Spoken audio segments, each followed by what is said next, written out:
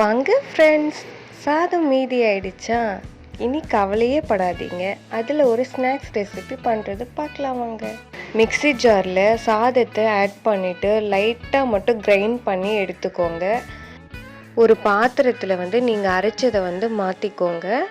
இப்போ ஒரு பெரிய வெங்காயம் கட் பண்ணிவிட்டு அதில் ஆட் பண்ணிவிடுங்க. ஒரு கேரட் நல்லா துருவிட்டு அதையும் அதில் சேர்த்துக்கோங்க. கொஞ்சமாக கொத்தமல்லி தழை நல்லா வாஷ் பண்ணிவிட்டு பொடிசாக கட் பண்ணிவிட்டு அதையும் அதில் ஆட் பண்ணிக்கோங்க. கொஞ்சம் கருவேப்பிலை வாஷ் பண்ணிவிட்டு அதையும் அதில் சேர்த்துக்கோங்க. ஒரு ஸ்பூன் சீரகம் ஆட் பண்ணிக்கோங்க. பெருங்காயத்தூள் கொஞ்சம் சேர்த்துக்கோங்க. அது சேர்த்துக்கிறதுனால நமக்கு ஜீரணமாகும்.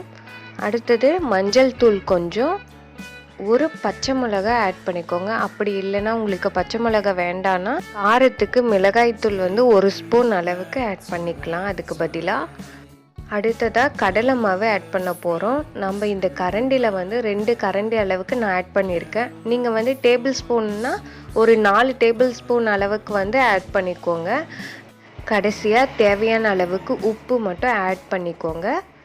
ஆட் பண்ணிவிட்டு நல்லா மிக்ஸ் பண்ணுங்கள். தண்ணிலாம் ஆட் பண்ண தேவையில்லை, அப்படியே மிக்ஸ் பண்ணாலே போதும். இப்போ நம்ம மாவு ரெடி பண்ணியாச்சு. இதை கையில் எடுக்கும்போது உங்களுக்கு ஒட்டுற மாதிரி இருந்ததுன்னா நீங்கள் லைட்டாக கையில் ஆயில் அப்ளை பண்ணிவிட்டு எடுத்திங்கன்னா உங்களுக்கு ஒட்டாது. எண்ணெய் நல்லா காஞ்சதுக்கு அப்புறமா 1 by 1 ஆட் பண்ணுங்கள். பபிள்ஸ்லாம் கொஞ்சம் அதிகமாக இருக்கும். நமக்கு பபிள்ஸ்லாம் கொஞ்சம் கம்மியானதுக்கு அப்புறமா லைட்டாக திருப்பி போடுங்க.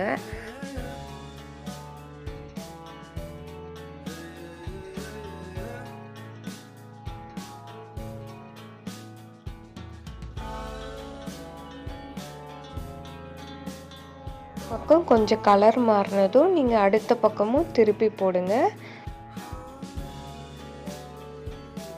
இப்போது 2 பக்கமும் நல்லா செவந்து வந்துடுச்சு. இந்த ஸ்டேஜில் நம்ம எடுத்துடலாம். இந்த ஸ்நாக்ஸ் நம்ம டீ டைமில் வெஜ்ஜு சாப்பிட்றதுக்கு சூப்பராக இருக்கும். நீங்கள் ட்ரை பண்ணி பாருங்கள்.